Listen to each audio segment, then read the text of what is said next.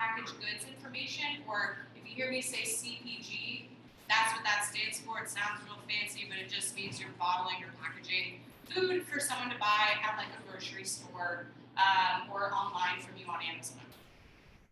So to make things at home, this is how most people start out. Some of you might be making stuff at home, and that's totally fine. That's how like 90% of people come to us here at Kitchen 66. So to sell things outside of your house, you really only need these 3 items here. A sales tax permit being the first, and that is something that you should have if you're doing any kind of business in the state of Oklahoma.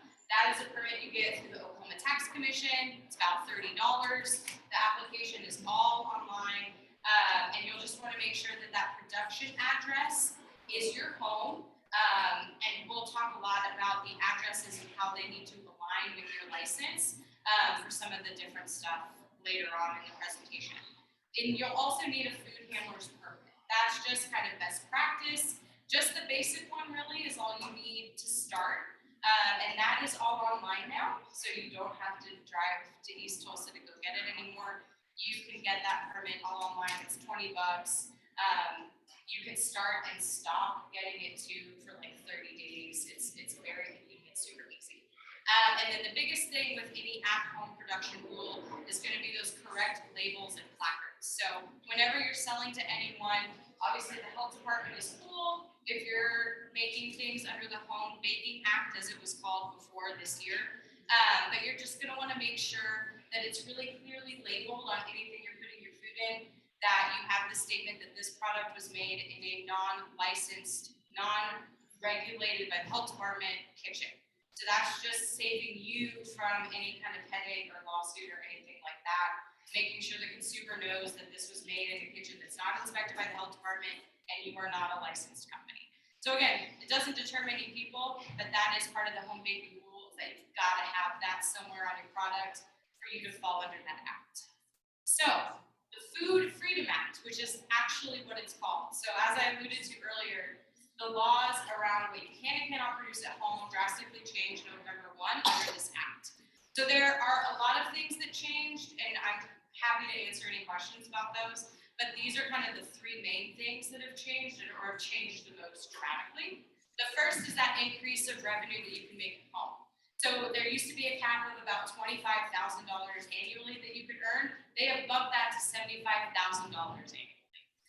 So that is a lot of money that you could be making at home. And that is net revenue, so keep that in mind too. That's really the only, that's a huge jump and definitely something people should take. The other is expanded sales opportunities. So under this old law, really the only place that you could sell home-baked goods was through a direct-to-consumer channel. So you're either the farmer's market yourself, selling things to people, you're selling things on Facebook. Basically, there's no middleman between you and your customer. That changes with this law. So as long as you are making something that is considered a non-TCS food, which is a temperature-controlled substance, so thinking like breads, nothing that needs to be refrigerated or frozen, and nothing that really has the potential to get really acidic and grow some harmful bacteria.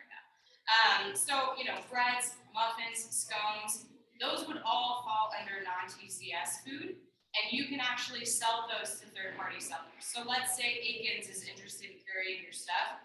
As long as Aikens is okay with you being a home baker, technically, you're able to sell at Aikens if you're making stuff at your home and you still follow all the regular rules. Now, where it gets kind of tricky though, is that unfortunately, if you are a TCS food, so if you're making cheesecakes, if you've got something frozen, then unfortunately, that's not an option for you, but you are still able to sell things online, either through a personal website or even through some third-party websites or everything too.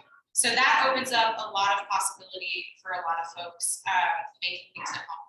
And then you've got some additional abilities. So I don't know how familiar y'all were with the former law that was in place, but there are a lot of restrictions around chocolate, using fresh cut fruit, anything that needed to be refrigerated, things with eggs in it were regulated really weird. Now, all of that went out the window. And basically, if you're not doing anything with meat, the health department is okay with you making things at home. And even with the meat, it just has to be less than 3% by weight. So if you've got a cookie and you've got like a maple bacon cookie, and you've got a little bit of bacon in there, as long as it's less than 3% of the product's weight, you are able to produce that at home. Any questions about any of these changes? Yes. Yes, it is. Yep. It is a state act. It was available online for you to read the whole thing, and now it's not up there anymore, but it is in practice and in effect November 1. So those are all the things that you can do and that are in place, ready to rock right now. So a couple things that you still can't do under the Home or the Food Freedom Act. So the first is cannabis. So you cannot make anything with THC in your house. Now, I will say that the health department views CBD as a regular old ingredient. So anything with CBD in it is okay for you to make at home. And then actually, if you're making like tinctures or just things that with the pure CBD, you might not even need to be licensed with the health department because it could fall under something else. So just kind of a heads up if anybody was wanting to explore that arena. And then unpasteurized milk, that's another thing. If it's an ingredient where you're producing it, that's still not okay to do at home. Anything unpasteurized really needs to be, the FDA needs to get involved. You need to pass a plant. There's a lot of things that could go wrong with unpasteurized goods. So that is still something that you can't make at home. And then juice. So if you're planning on using or selling cold pressed juice, that is still something that you can't do under the Food Freedom Act. Alcohol, I mean, maybe you make a lot of beer and wine at home. That's super great. I'm sure your friends love you. But that's not something that you can sell under the Food Freedom Act. And then I put this in here because we get this a lot. So no double dip. So that just means that if you are making things at home, you're really making things at home. So if someone gives you the opportunity to come make stuff in a commercial kitchen and you're like, oh yeah, I'm just gonna follow the Home Baking Act or the Food Freedom Act, but I'm making things in a commercial kitchen, if the health department finds out, that is actually a violation of this new act. And on the flip side, if you grow so much that it's time for you to get a license, you get licensed in a shared use kitchen like ours, or you have your own kitchen that you get licensed in. Once you are licensed, the health department expects you to act within the confines of that license the whole time. So if you get an order for something and you're like, oh, I'll just make this at home, and that thing is made under the Home Baking Act or Food Freedom Act, you can't double dip. So once you're acting as one, that's it. And as you're getting licensed, that's it. You can't kind of pick and choose what you produce at home and what you produce under your license. So any questions so far about any of that? There's what, right? And it'll probably change in a couple of years. But for now, this is a really incredible opportunity for Oklahoma. We were really surprised to see it happen, but it's really great. It gives a lot of opportunity to a lot of folks. So let's say now you have made some stuff at home. Let's say you're making and catering stuff for friends, and it's getting to be way too much. Maybe your family is really tired of how the kitchen has transformed into only your business, or you just have so much demand that you have no place to do anything. Then it's time to get into a licensed food production facility. So there are some requirements that are going to be what you need to do no matter what license you get. And there are different licenses for different types of food businesses, and we'll get into those. But this is what you're going to need no matter what kind of license you get. So the first is an LLC or some kind of business entity that you've registered with the state of Oklahoma. Most people do an LLC. That's the most common thing we see. It has the most flexibility. If you want to do an S-corp or a partnership, you're more than welcome to do that. You just need to be filed as some kind of business entity in the state of Oklahoma. And you'll also need an EIN number. So that is basically your business tax ID number. You'll just need to file for that so you can file taxes as a business rather than an individual and have it be tied to you personally, which I would not recommend. And then the other is that sales tax permit, like I said, which if you already have one, if you've been making things at home, you can still use the same one. You will need to change the address. So the biggest thing with the health department with your sales tax permit, it's one of the only documents that you'll need when you get licensed license for them to actually see, for them to write you a license. And that address that's on your sales tax permit has to match the license or the address on your license. So if you're moving to a new kitchen, so if you're moving into here, it has to say 1124 South Lewis. It can't say your home anymore. Those addresses have to match. And I'm really stressing that because I've seen folks go through the hoops of getting licensed, and then the day comes and everyone's so excited and they're like, oh, your address doesn't match. I can't write this today, which is the worst feeling. So just make sure on that those addresses are matching up. And then the other is a food manager certification. So if you had that food handler's permit, that's awesome. You're going to need to bump it up. Someone in your company is going to have a food manager certification. It is a little more expensive. They can run the gambit of like $135 to $185. Most of the ones I'm aware of are good for 5 years, so you don't have to worry about it all the time. And there is a little bit of wiggle room on that. So if it's kind of hard to get testing dates right now with some of the organizations. The health department has one. ServSafe is kind of an industry standard. There are other accredited ones you can take as well.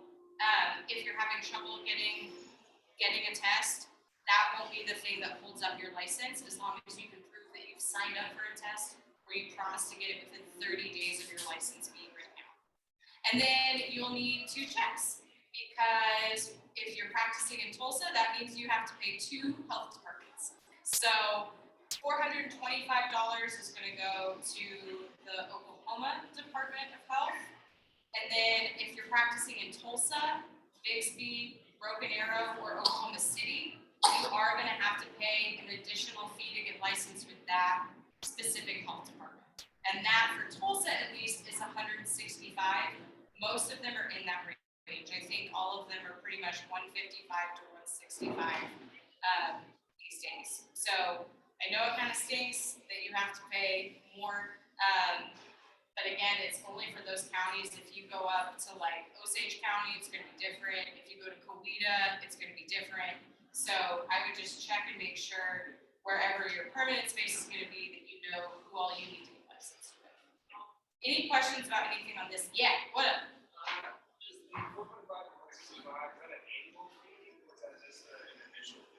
Great question. So it's not an annual fee, so you will not pay this every year, but you do have to pay something every year. So the Oklahoma State one, I think the Tulsa one stays the same. The Oklahoma State one dumps down to like $380 for renewal. Licenses are non-transferable also in Tulsa, so if you need to move, you're gonna have to get relicensed, which is the worst, but it is unfortunately where we're at. So that's a great question. This is not an annual fee. I will also say though, that these licenses, even though you get them at the same time, they're gonna be on different timetables. So the license that you get with the state, it'll just expire, if you get it November 8th, it'll expire next November 8th. Your Tulsa one though, if you get it November 8th, every license in Tulsa expires the same day. It expires June 30th. So you are going to have to renew that license at a different timetable than your other. So just a heads up, it's not great. You should get notifications and emails and mail when your license is about to expire, but that is how it'll work, at least in Tulsa, if you're operating here.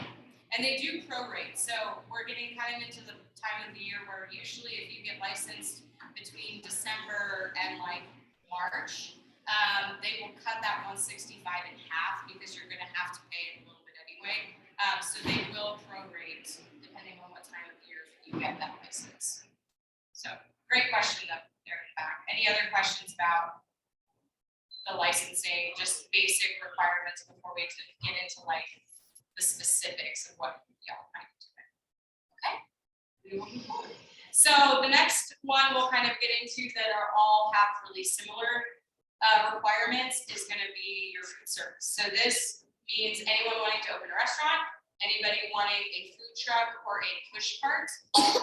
So push cart would really be like you're selling snow cones, you got hot dogs or something, and you just have the cart. It's not a full out truck. And then we go ahead and classify any meal prep or catering also under food service. So these are things that are going to apply to anybody falling under these categories. So if you're looking at opening a restaurant, whether you are building it out or you're taking over somebody's lease, these are a couple things that you're going to have to do with the health department. So the first that usually throws people off is submit a floor plan. So that is an additional $425 that does not count towards your license or anything like that. I know, right? Shaking your head, it's so much money. If you go to Arkansas, it costs $35 to get a license over there. I'm not telling you where to go, I'm not telling you what to do, but I'm just telling you. So the floor plan is going to be $425. That could be something that you can draw, and it really is just like a bird's eye view of what else is going on in your space. A couple of things that they're for sure going to want to know are, where is all the electrical stuff? Where is your plumbing? Where are the lights? And where are your sinks? So that is what they're really going to be looking for when you submit this. Like I said, it doesn't need to be fancy. Do not go out and buy like a software that'll draw things. If people are charging you like $800 to $1,000 to make this floor plan for you, saying that like they're giving you a pretty sweet deal, it might look very professional. And if you have some other like more intense considerations, like the historical integrity of the building, stuff like that, it might be worth it. But in most cases, I mean, I myself can draw on graph paper plans to the health department. And as long as it's to scale, it's been accepted. So don't go crazy thinking about what this plan needs to look like. Yes? Can you say what you said? Can I say what? You said that you need to have electric outlets and sinks and what else? Yeah, any piece of big equipment really needs to be out there that's going to use electrical or gas. And then your plumbing also needs to be like where floor drains are. If you have a piece of equipment that requires a floor drain, making sure that it's in proximity to that. Where the lighting is a big one that most people forget to do. Because they do have to make sure that the area where you're prepping food is so many lumens, and that is something that they'll check when they walk through the space with you. Yeah. And then speaking of walking through the space, that preliminary walkthrough, a lot of people don't know this, but if you call the health department and just say, hey, can you just come and look at my space? Like, don't write me up for things I'm not licensed yet, but just walk through it with me and tell me what I need to do. They will do that, and they actually really prefer that you do that, and that is free. So you can just contact the health department, have the person that's going to inspect you come out to your space, walk through it with you, and say, oh, you know what, we're probably gonna have to maybe paint that, the siding on this, you might want to retake that, or they might give you like a big heads up of like, ooh, like this is really not okay, you're gonna maybe have to redo this. So the health department totally open and willing in most cases to come through and do a walkthrough. An ABLE license. So if you're planning on selling some alcohol at your establishment, you will need to file for an ABLE license. You can't file for it just like willy-nilly. You do have to file for it within, I think it's like 60, it's either 60 or 30 days of you opening, or you would have already had to be open. So you can't apply for it like a year in advance. You have to apply for it really close to when you're going to be opening. And that ABLE license, it is going to be a different amount of money depending on what you want to have. So if you just want to have beer and wine, I think it's like $535. If you want to do mixed drinks though, it's like $1,500. So just think about that. Everyone made the same face. So just think about that as you're looking for it. Do we have anyone who wants to do a brewery? That's your dream? That's your no? Okay, never mind. That is a very different set of rules, and so I'm just going to get into that. But there's a lot of information on the ABLE license on the ABLE Commission's website, but that is kind of the application process for ABLE. And then the city of Tulsa, make sure you're getting with just someone that takes over city stuff in your area. That's where you're going to go to get your certificate of occupancy along with the fire marshal. Even if you're taking over a building, if you're adding a bunch of new stuff, it might change how many people can fit in your building. And also getting in touch with them to make sure you have a grease receptor somewhere on your property. So that is just something that's in the plumbing near the city that can catch all of that wonderful beauty stuff that you are using to make all of your delicious, wonderful food. And that is required. So just give it the city of Tulsa. They can always walk out and inspect things with you too.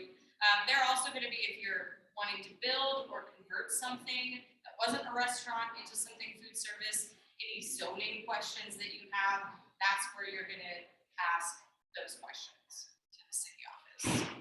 Any questions about restaurant stuff? I know we didn't get into any of the fun stuff, but this is what has to happen. Yeah.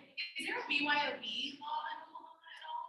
Not to my knowledge, but I've been to places that have it. So it's kind of, but it wasn't a restaurant. So there might be, but I think I have to look into that. I didn't find anything on Able, so it could just be one of those things like if you keep it hush hush. Like I knew a theater that had a BYOB policy here in Tulsa, but they weren't a restaurant and they just sold like prepackaged snack foods and it was like bring your own anything. But I haven't heard of any since I lived here and left and moved back. So that's fine. But that's a great question. So let's say catering. So this is if you don't want to do the restaurant life, you're just going to do special events, cater things when people need food. That is going to be, these are some additional things that you're going to have to submit. This by far, and I'll tell you guys this just in case you just want all the information, this is I would say the easiest food service license to get because there's not as much hoops to go through. So we tell most people that want to do meal prep to file under a catering license because even if you're prepping the food and putting it in a container, it's going direct to consumer, it's ready to eat. You're basically catering, but just for them to have multiple meals at a time. So we have caterers here at the back kitchen at Kitchen 66, and we have meal prep people too. They get this license, and this is just food service. Yeah. So I can cater if all that catering happens out of the truck. No, once a truck is involved, then yeah. Great question though. I like where your head's at. But yeah, if a truck is involved, then that has to be. Yeah. Can you Catering desserts. catering desserts? So if you're making things that fall under that Food Freedom Act, then you don't have to do anything. But as far as like the health department there's no differentiation between like food types once you get into a license. If you're catering, you're catering. But I would really recommend, if you're making only desserts and a lot of those foods just fall under the Food Freedom Act, I would make stuff at home until you either were making too much money or you were just overgrown with what you were doing. That's what I would personally do. So for catering, the only thing you'll really need to submit is a sample menu into the health department. You'll have to do that anyway, but particularly for caterers because they want to see how you're controlling food temperature as you're transporting your food. So they really want to see that sample menu to make sure that if you've got something that really needs to be controlled, that you're putting in all of the right policies in place. A temperature log, so that's just like a blank kind of template piece of paper showing like, I take the temperature of the enchiladas right when I make them, I put them in this, and I take the temperature when I get them in my car, I take the temperature when I get to the venue, I take the temperature before it's about to serve. They just want to see that you've got something in place that shows them I'm making sure everything is safe, and I've got things in place to where, if I take the temperature, that's below what it needs to be, I can get it back up to where it needs to be. A transportation plan, so that's really just showing them, they're just gonna ask you, how are you gonna get the food there? You can say, my car, and that's the big grand transportation plan. And then, like I said, those temperature controls, so a log, if you're gonna have like Cambros or anything like that, they might just wanna see them. It doesn't hurt to like have them while you're getting licensed to just show good faith that you are doing all that you can to transport the food safely.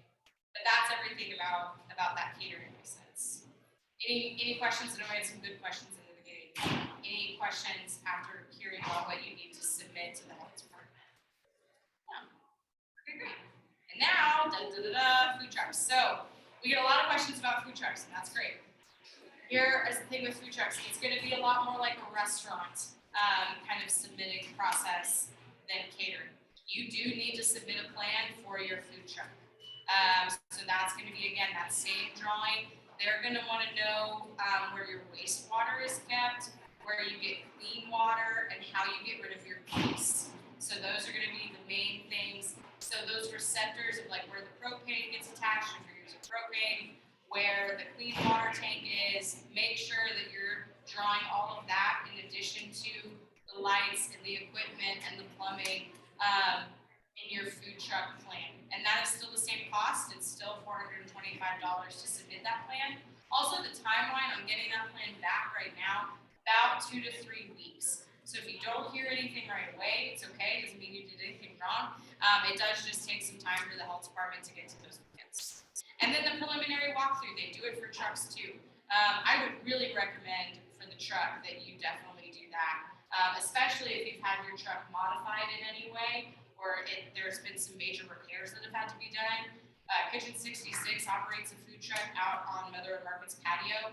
We had the health department come out, seriously, like 4 times to come and look at it because there were so many things that we had to change to get it up to code. So don't be afraid to call the health department and have them look at your truck. Commissary agreement.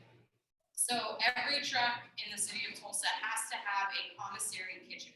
So that is somewhere where you can dump your wastewater at the end of the night, somewhere where you can do dishes, and somewhere where you can dump your grease into somewhere that has a grease trap, grease receptor situation. So that can be anywhere like a church if they've got a really robust kitchen. I've known food trucks that will use that. If you've got someone that's a friend that has a restaurant and he's got all those elements in place and he's fine if you just go in, you're gonna be getting done at 1 a.m. No one's gonna be there anyway. You can do that, or you can use a shared use kitchen like ours. So in that commissary agreement, it's something actually that the kitchen or the owner of the kitchen that you're wanting to get into will fill out for you and just sign. So when the health department inspects you, they're walking around your truck. They're not going to walk around the commissary kitchen. They're just going to inspect your truck. But that is something that you have to have signed, ready to go when you go and get that license. I would also just check permits by city, just because they do change and some of the regulations change for Broken Arrow and Bixby especially. So I would just double check with them if you're planning on doing a lot of business in Broken Arrow, but you're getting licensed in Tulsa. I would just check, make sure everybody's playing along and you know what you need to get done.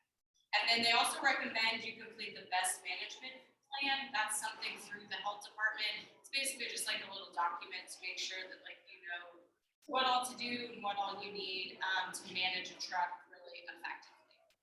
So does anybody have any questions about food truck stuff? So another question we get sometimes about food trucks, about whether you're gonna, so again, that's a state license. So theoretically, you should be able to go anywhere. If you've been invited to a festival, in Stillwater or somewhere out in Panhandle, you should be fine. Now, if they've got like a booth fee or some kind of fee for you to participate, that's a whole other story. But your license should allow you to sell anywhere here. If you go out of state, you've got to check, like with Arkansas, Kansas, Texas. I would just check most of the time if you're going to a specific festival, the health department will be there at that festival and will license you just for that period of time on the spot. That happens a lot, and we'll get into that a lot more with the mobile licenses. Yeah, do you have a question? Yeah. Two checks for 14 from this is so you have to pay those 2 checks for the food truck. Yeah, that's every license that you get with the health department. Yeah, so whether you're catering, restaurant, food truck, packaged product, that's going to be it no matter what. Unless you're a push cart. So push carts are like if you just have a cart, like an ice cream cart, and you've got the pre-packaged, like Powerpuff Girls ice cream, bottle, like the Rocket Pops and stuff. If you've got that, that's $185 because the trick is that you're not allowed to be open more than 180 consecutive days of the year. So it really is just for seasonal stuff. But if you're only doing seasonal stuff, that could work. We have someone in our launch program that makes popsicles, and that's what they're going to do. They're just going to have a popsicle push cart. They're just making sure they're not open those consecutive days of the year. So great question though about the pricing and stuff. So let's say you actually have a recipe, maybe you have a sauce, maybe you have a salsa, maybe you've got empanadas that you make that you want to freeze and sell to people that they can reheat in their home, that is where a different kind of license comes into play, and that is the processor manufacturer license. I just want to make sure we're good on time, and we are. So the license that you'll need for that is manufacturer/processor. Those mean the same thing. They are used interchangeably. So don't think that one means one thing and one means the other. They mean the same thing.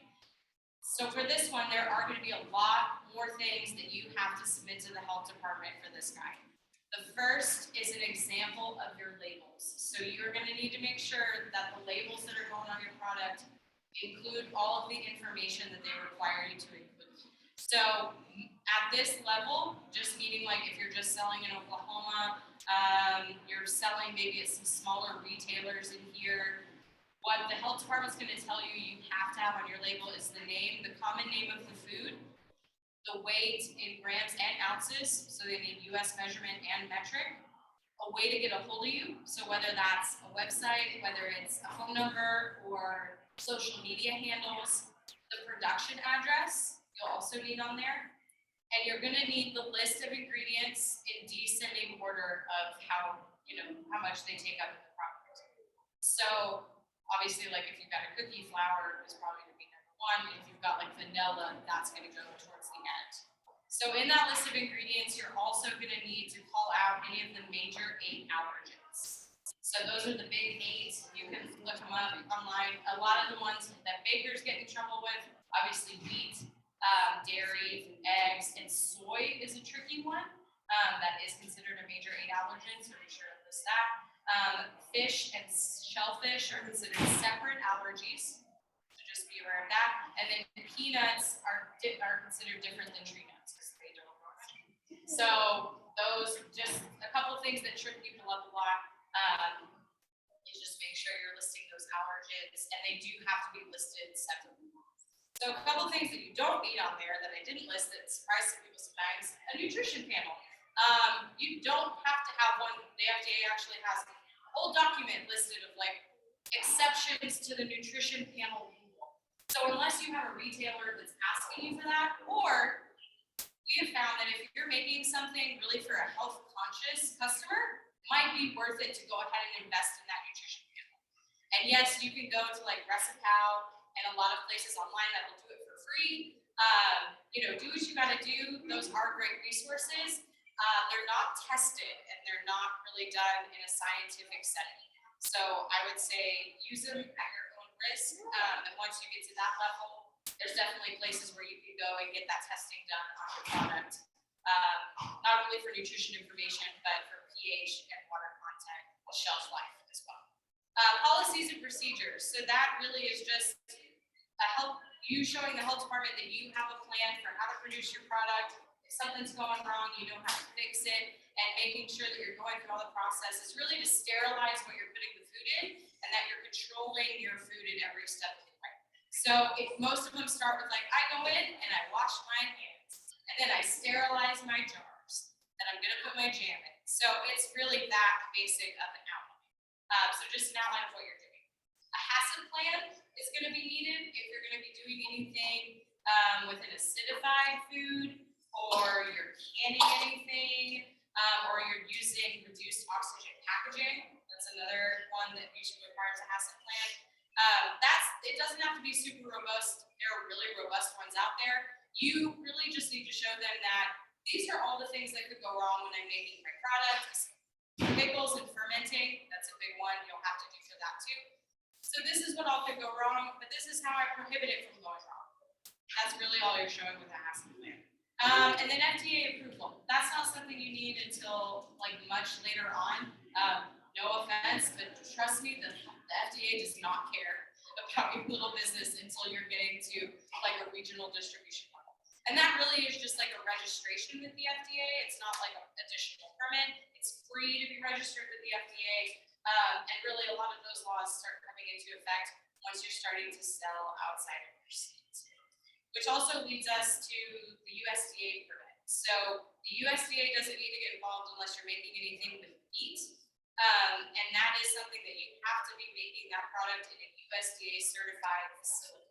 There are not many in Oklahoma, There are quite a few in Arkansas, like thank you Tyson Chicken, that's why there's so many. And that is something that you will have to make sure that your product is certified through the USDA and you're making things in a USDA facility. So just heads up there. I know that's a lot of information. It's pretty different than everything we've covered so far. Any questions about manufacturing and processing? Nope. Okay. Last little guy here. So the mobile retail food license. So that's going to be for anybody selling anything retail, but you're taking it on the road to trade shows, farmers markets, etc. So most of the time when you're going to events like this, if it's a one-time event that only happens once a year, so the fair. If you're going to the fair, the health department spends a couple days at the fair just licensing everyone for the fair. Basically writing that short-term license of I'm just here for now and I'm good to sell for this duration of time. Everything's gonna stay right here, but I'm not gonna go off like next weekend and sell somewhere else. Now, if you're going to more and more events, or if you're selling regularly at a farmer's market, you will need to get a mobile retail food license.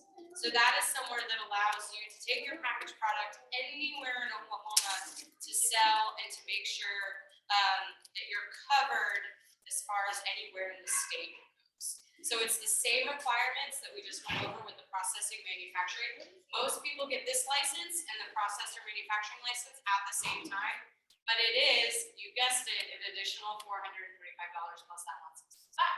So definitely something to consider if you're going into this realm. But it will allow you to sell at pretty much any farmer's market, music festival, you know, random pop-up. Yeah. Are you allowed to still produce in your home and sell at markets and things like that? You are, as long as you have that placard and as long as you have that little, you know, disclaimer that says you are, and as long as whoever is hosting the event is okay with you having that.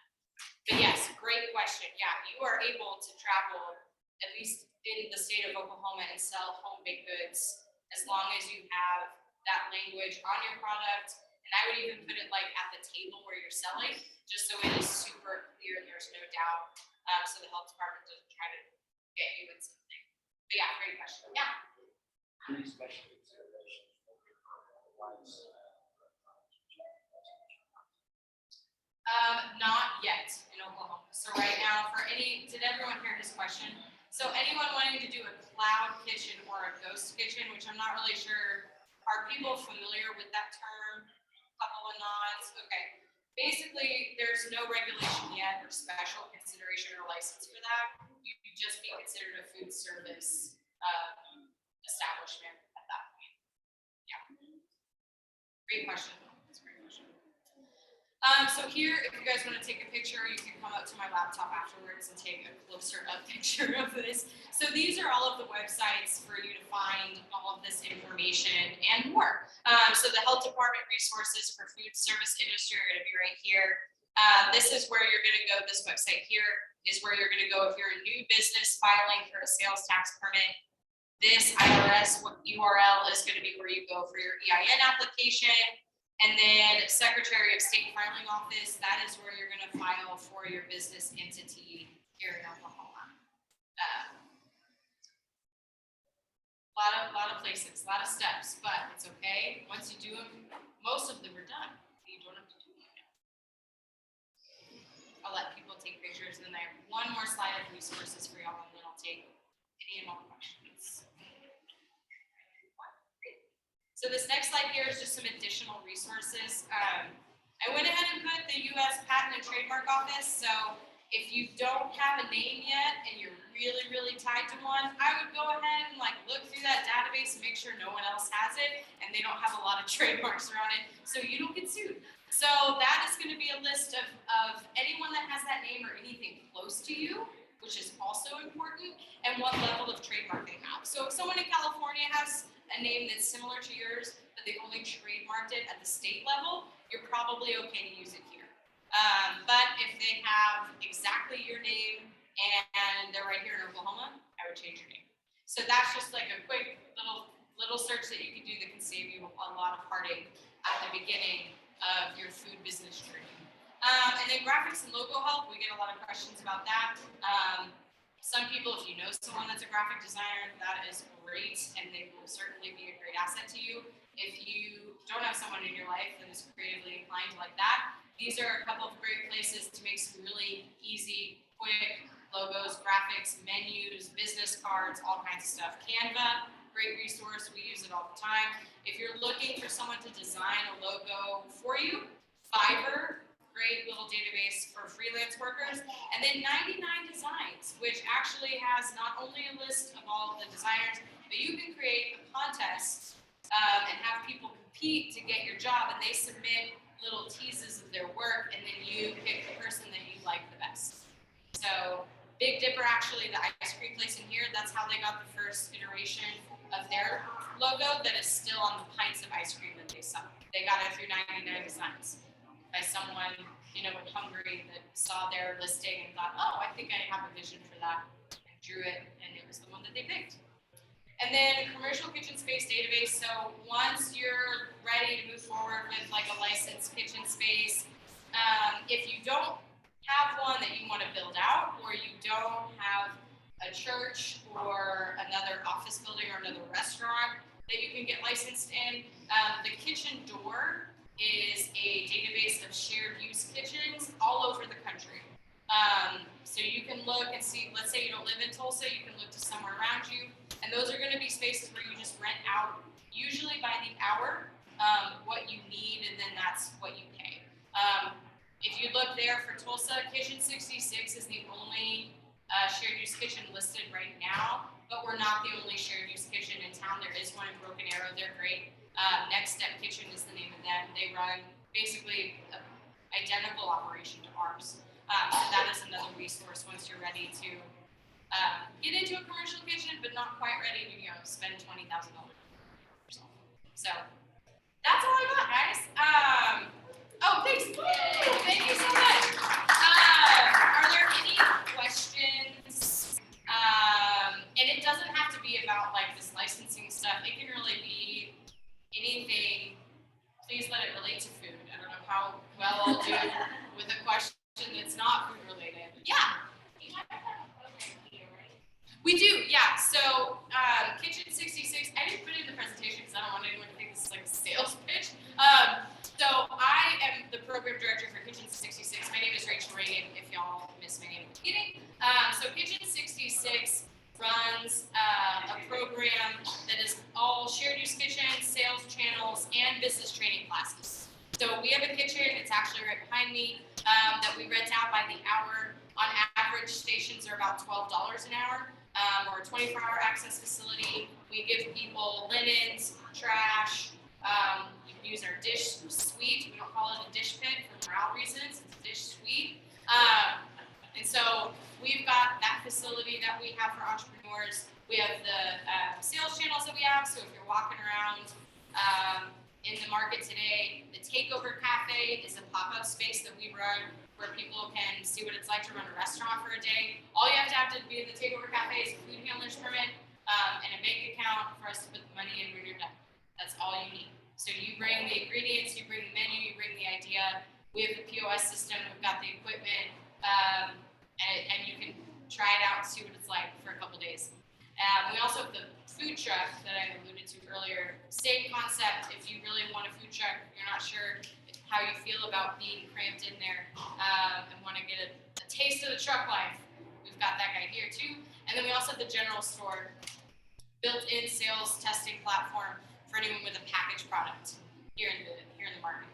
And then the sales, not the sales, but the programs. We have what's called the launch program. It's a 12-week course in everything you need to know about starting a food business. So it is this, the first day, but we bring in a lawyer, bring in an accountant, talk about how to price your menu products, talk about branding, how to get earned media, how to get reporters to write nice things about you, business plan writing, all of that stuff. So that is a class that we host twice a year.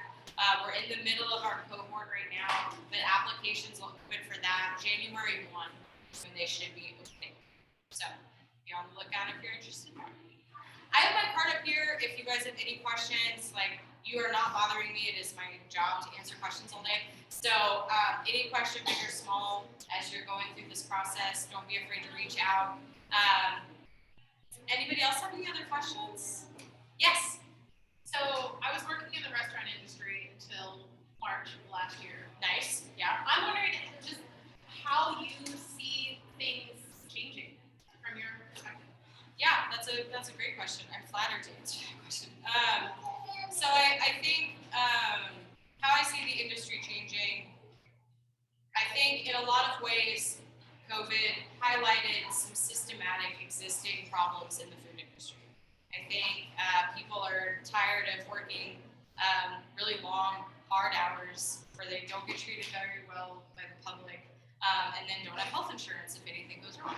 So I think that has led a lot of people to either be the change makers and they're ready to be different. I think a lot of the entrepreneurs that we've seen come up even in COVID, their focus is a lot more on their employees' well-being and just really more focused on providing a good, like, wholesome concept. And by wholesome, that can mean a million different things, but really just good food made with love and made like really genuinely. Not that other people don't do that, but it's become way more personal, I think, now for food entrepreneurs. And then on top of that, I think everyone seeing like how hard it is for restaurant workers normally, and then in the middle of COVID, seeing stories about people getting like spit in their face or held at gunpoint, like at McDonald's, just because of something. I think people are a lot more conscientious of like, this is hard work, but it's good work, right? Like we all have to eat, and there's a million food programs on TV for a reason. Like we love food, and that's good. The industry should always have that love and that passion, but it should also have some protections for the people in it too. So I think a lot of people stepped away from the industry also, but I think a lot of people, if they were privileged enough to be in a place where they could step away from their home job, realize that that's their passion and they are ready to go, and they're ready to change the industry to be a part of it, even in the face of it. So that's where I see it going. That's really like high level, like pretty woo, but that is really what I think. I think a lot more healthy foods too are happening right now. Just as far as like trend in like the food that we see, a lot more health conscious stuff.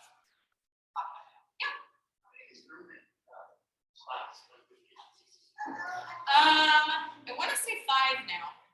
About 5. So Dio, Bodie's Bowl, Big Dipper, Kurtz and Whey, Salt and Vinegar. Yeah, 5 went through the launch program. Dr. Custom didn't go through the launch program, but he popped up in the Takeover Cafe because he had a food truck, and in the winter, he was like, I'm not doing anything. So he started popping up in the Takeover Cafe, and eventually was doing it like 1 weekend a month, and then was considered for that spot when he moved in. So 5, like maybe 6. Yeah. So usually we accept about 8 to 10 companies. Yeah, we don't limit it by people. So if your company is a couple people, that's cool. Usually 8 to 10 companies. We usually get 30 to 50 applications every go round.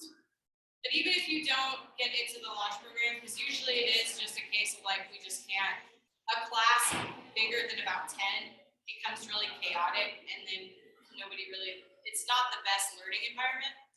But you're still able to be in the Takeover Cafe if you want to take advantage of that, and you're also still able to join the kitchen. So you don't have to be in the launch program to get plugged in to our resources here at Kitchen 66. And we're also, just in case anyone's interested, we pilot tested the launch program in Spanish this semester, and that is going to be something we continue to do.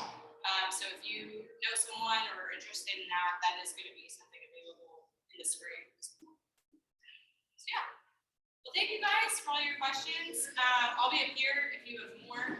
Are there any other questions though? Give it a start around and restless. It's lunchtime, it's time to eat. If you need recommendations for what to eat in here, I've had it all. So I can definitely answer that question.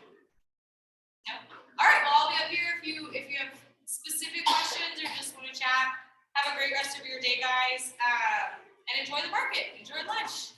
Absolutely. Thank you guys. And I also, yeah, I have cards up here if anyone wants to grab one. And great, please. Yeah, absolutely. Have a great rest of